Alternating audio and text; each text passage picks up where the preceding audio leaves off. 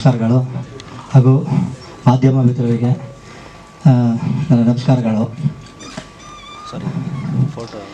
ಇದು ಇವತ್ತು ಅವಳೇ ಕಾಂಚನ ಅನ್ನೋ ಸಿನಿಮಾದ ಒಂದು ಟ್ರೈಲರ್ ಲಾಂಚ್ ಮಾಡೋದು ಕಾರ್ಯಕ್ರಮ ಇಟ್ಕೊಂಡಿದ್ದೀನಿ. ಈ ಚಿತ್ರವನ್ನು ನಾನೇ ನಿರ್ದೇಶನ ಮಾಡಿ ಪ್ರೊಡ್ಯೂಸ್ ಮಾಡಿದ್ದೀನಿ. ಇದು ನನ್ನ 18ನೇ ಸಿನಿಮಾ ಅವಳೇ ಕಾಂಚನ ಅಂತ. ಇದರಲ್ಲಿ ಆಲ್ಮೋಸ್ಟ್ ಎಲ್ಲ ಹೊಸ ಕಲಾವಿದರಿದ್ದಾರೆ. ಇದರಲ್ಲಿ ಅಪೂರ್ವ ಅವರು ನಮ್ಮ ಸೀನಿಯರ್ ಆರ್ಟಿಸ್ಟ್ ಇದ್ದರು, ಅವರು ಬರಬೇಕಾಗಿತ್ತು, ಬರಲಿಲ್ಲ. ವೇದಿಕೆಗೂ ಕೂಡ ಕೆಲವರೆಲ್ಲ ಬರಬೇಕಾಗಿತ್ತು. ನಮ್ಮ ಚೇಂಬರಲ್ಲಿ ಇವತ್ತೇ ಮೀಟಿಂಗ್ ಇರೋದ್ರಿಂದ ಕೆಲವರೆಲ್ಲ ಬರೋಕ್ಕಾಗಲಿಲ್ಲ, ಹಾಗಾಗಿ ಕ್ಷಮೆ ಇರಲಿ.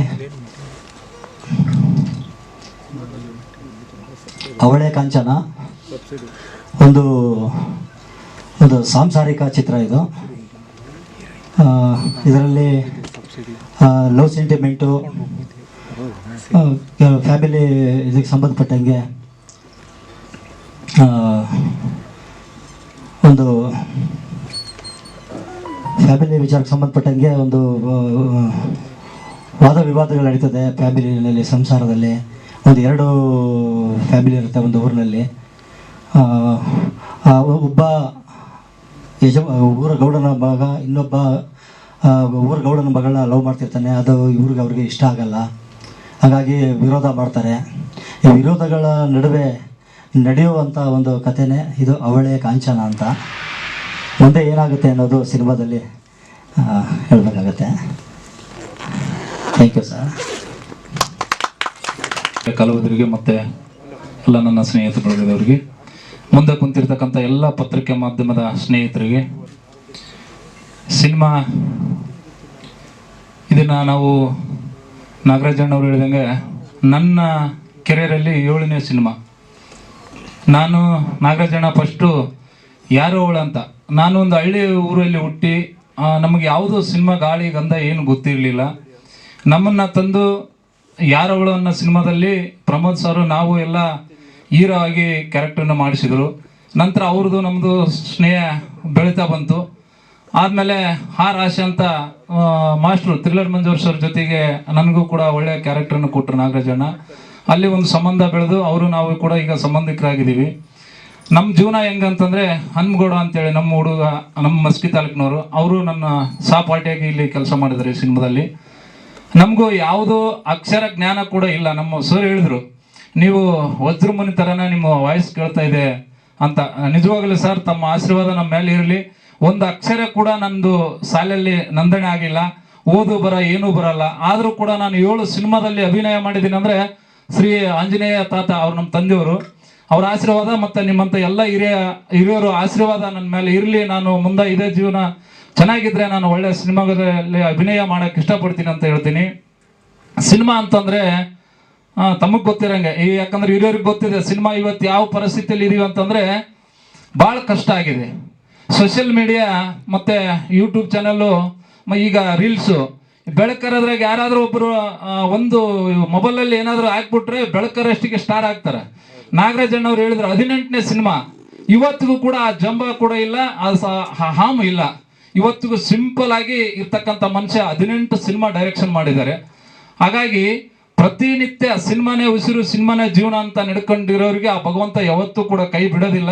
ಕೈ ಇಡ್ತೇನೆ ಅನ್ನೋದೊಂದು ಆಸೆ ಇದೆ. ಎಲ್ಲರೂ ಕೂಡ ನಾಗರಾಜಣ್ಣ, ನಾವು ಕೂಡ ತಮಗೆ ಸಪೋರ್ಟ್ ಆಗಿದ್ದೇ ಇರ್ತೀವಿ. ಸಿನಿಮಾಕ್ಕೆ ಒಳ್ಳೇದಾಗಲಿ, ಮುಂದೆ ಯಶಸ್ವಿ ಕಾಣಲಿ, ಹಲವಾರು ಸಿನಿಮಾ ಮಾಡೋಂಥ ಅವಕಾಶ ನಿಮಗೆ ಬರಲಿ ಅಂತೇಳಿ ಮಾತಾಡಲು ಈಗ ಅವಕಾಶ ಮಾಡಿಕೊಡ್ತಾ ತಮ್ಮೆಲ್ಲರಿಗೂ ಹೊಂದಿಸಿ ನನ್ನ ಮಾತು ಮುಗಿಸ್ತೀನಿ. ವೇದಿಕೆ ಮೇಲೆ ಆಸೀನರಾಗಿರುವಂತಹ ನನ್ನ ಎಲ್ಲ ಕಲಾ ಬಂಧುಗಳಿಗೂ, ನನ್ನ ಮಾಧ್ಯಮ ಮಿತ್ರಗಳಿಗೂ ಹೃತ್ಪೂರ್ವಕ ವಂದನೆಗಳು. ಈ ಸಿನಿಮಾದಲ್ಲಿ ಏನಂತಂದರೆ, ಅವಳೇ ಕಾಂಚನ ಸಿನಿಮಾದಲ್ಲಿ ನನಗೆ ಚಾನ್ಸ್ ಕೊಟ್ಟಿರುವಂತಹ ಡೈರೆಕ್ಟ್ರು ಮಂಡ್ಯ ನಾಗರಾಜ್ ಅವರಿಗೆ ನನ್ನ ಹೃತ್ಪೂರ್ವಕ ವಂದನೆಗಳು. ಈ ಸಿನಿಮಾದಲ್ಲಿ ನನಗೆ ನಾಯಕ ನಟನಾಗಿ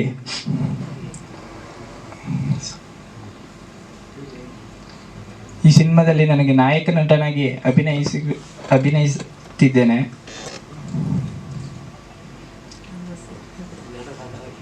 ನಿಮ್ಮೆಲ್ಲರ ಸಹಕಾರ ಹೀಗೆ ಇರಲಿ ಎಂದು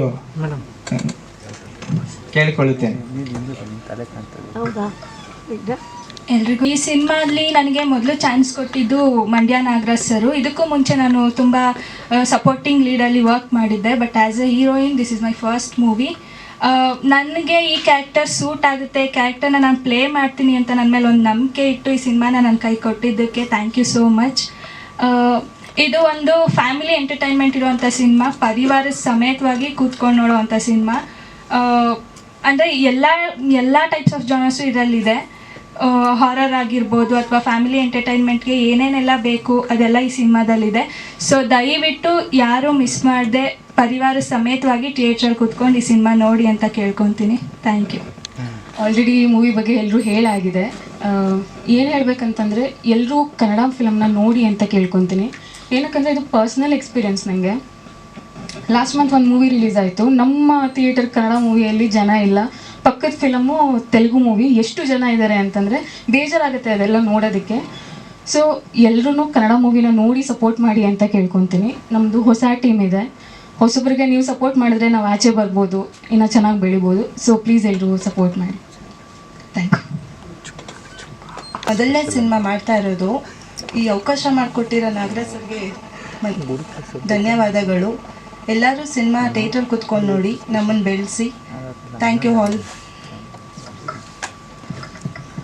ನಾನು ರಾಮಚಂದ್ರ ಕುಲಕರ್ಣಿ ಅಂತ, ಚಲನಚಿತ್ರ ವಿತರಕರು. ಅವಳಿ ಕಾಂಚನ ಒಂದು ಪತ್ರಿಕಾಗೋಷ್ಠಿಗೆ ಆಗಮಿಸಿದಂಥ ಎಲ್ಲ ಗಣ್ಯರಿಗೂ ಹಾಗೂ ಚಿತ್ರತಂಡಕ್ಕೂ ಹಾಗೂ ಇಡೀ ಮಾಧ್ಯಮಕ್ಕೂ ಹಾಗೂ ಇವತ್ತು ಎಲ್ಲ ಆಗಮಿಸಿದಂಥ ಎಲ್ಲರಿಗೂ ಕೂಡ ನನ್ನ ನಮಸ್ಕಾರಗಳು. ನಮ್ಮ ಮಂಡ್ಯ ನಾಗರಾಜ್ ಅವರು ಇವತ್ತು 18ನೇ ಪಿಕ್ಚರ್ ಮಾಡಿದ್ದಾರೆ. ತುಂಬ ಸರಳ ವ್ಯಕ್ತಿ, ನಾವು ಸುಮಾರು ವರ್ಷಗಳಿಂದ ನೋಡ್ತಾ ಇದ್ದೇವೆ. ಅವರು ಹಿಂದಿನ ಪಿಕ್ಚರ್ ಕೂಡ ನಾವೇ ರಿಲೀಸ್ ಮಾಡಿದ್ದೀವಿ, ಅವಳ ರಹಸ್ಯ ಅಂತೇಳಿ. ಒಂದು ಹಾರರ್ ಮೂವಿಯಿಂದ ಒಂದು ಸರಿ ಚೆನ್ನಾಗಿ ಹೋಯಿತು. ಅದೇ ರೀತಿ ಇದು ಒಂದು ಹಾರರ್ ಪಿಕ್ಚರ್ ಮಾಡಿದ್ದಾರೆ. ಕುಟುಂಬ ಸಮೇತವಾಗಿ ಒಂದು ನೋಡುವ ಕನ್ನಡ ಚಲನಚಿತ್ರ, ಎಲ್ಲರೂ ನೋಡಬೇಕು. ಹಾಗೂ ಮಾಧ್ಯಮದ ಸಹಕಾರ ಈ ಚಿತ್ರತಂಡ ಇರಲಿ ಅಂಥೇಳಿ ನಾನು ಶುಭ ಹಾರೈಸುತ್ತಾ ಹಾಗೂ ಚಿತ್ರತಂಡಕ್ಕೆ ಇನ್ನೊಮ್ಮೆ ಶುಭ ಹಾರೈಸುತ್ತಾ ನನ್ನ 2 ಮಾತುಗಳನ್ನು ಮುಗಿಸುತ್ತೆ. 50 ವರ್ಷದ ನಂಟಿರೋ ನಾನು, ಆಯಿತಾ. ಈ ಸಿನಿಮಾ ಒಂದು ಹಾರರು ಮತ್ತು ಎಂಟರ್ಟೈನ್ಮೆಂಟ್ ಥರ ಕಾಣ್ತದೆ. ಅದಾದಮೇಲೆ ಮಂಡ್ಯ ನಾಗರಾಜರ 18ನೇ ಸಿನಿಮಾ. ಅವ್ರು ಮಂಡ್ಯದವರು ಅಂದರೆ ಭಾಷೆ ಶೈಲಿಯೇ ಸಿನಿಮಾದಲ್ಲಿ ಚೆನ್ನಾಗಿ ಬಂದಿದೆ ಅಂತ ಕಾಣ್ತದೆ.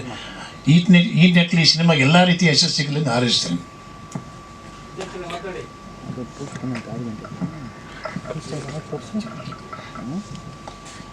ಎಲ್ಲ ಮಾಧ್ಯಮ ಮಿತ್ರರಿಗೂ ಹಾಗೂ ವೇದಿಕೆಯಲ್ಲಿ ಆಸೀನರಾದಂಥ ಎಲ್ಲ ಕಾಂಚನ ಚಿತ್ರದ ತಂಡಕ್ಕೂ, ಹಾಗೆ ನಮ್ಮ ಜೊತೆ ಇವತ್ತು ತುಂಬ ಖುಷಿ ಏನು ಅಂದರೆ ಹಿರಿಯ ಪತ್ರಕರ್ತರ ಜೊತೆ ಕೂತ್ಕೊಂಡಿದ್ವಿ. ಪಕ್ಕದಲ್ಲಿ ಹಿರಿಯ ನಿರ್ಮಾಪಕರು ಶಿಲ್ಪಶ್ರೀನ ಕೂತ್ಕೊಂಡಿದ್ದಾರೆ. ಎಲ್ಲರ ಜೊತೆ ನಾವು ವೇದಿಕೆಯನ್ನು ಹಂಚಿಕೊಂಡಿದ್ವಿ. ತುಂಬ ಸಂತೋಷ ಆಗ್ತಿದೆ. ನನಗೆ ಮಂಡ್ಯ ನಾಗರಾಜ್ ಅವರು ನೆನಪಾಗೋದು ಒಂದು 35 ಇಯರ್ಸ್ ಹಿಂದೆ ಕತೆ. ಅದು ಅವರು ನಮ್ಮೂರ ರಾಮಾಯಣ ಸಿನಿಮಾ ಮಾಡುವ ಸಂದರ್ಭ, ಸಂತೋಷ್ ಹೋಟ್ಲ್ ಕೆಳಗೆ ಅವರೊಂದು ಯೂನಿಟ್ ಇಟ್ಕೊಂಡು ಸಿನಿಮಾಕ್ಕೆ ಅವಾಗ ಆ ಸಂದರ್ಭದಲ್ಲಿ ಮಂಡ್ಯದಿಂದ ಬಂದು ಸಿನಿಮಾನೇ ಜೀವನ ಅಂತ. ಆವತ್ತಿನಿಂದ ಇವತ್ತಿನವರೆಗೆ ಮಂಡ್ಯ ನಾಗರಾಜ್ ನಾನು ಏನು ನೋಡ್ತಾ ಇದ್ದೀನಿ, ಒಂದು ಚೂರು ಬದಲಾವಣೆ ಇಲ್ಲ. ಅವರ ವ್ಯಕ್ತಿತ್ವದಲ್ಲೂ ಇಲ್ಲ, ಅವರ ಬಾಡಿಯಲ್ಲೂ ಇಲ್ಲ, ಆಮೇಲೆ ಜೇಬಲ್ಲೂ ಇಲ್ಲ, ಎಲ್ಲೂ ಇಲ್ಲ.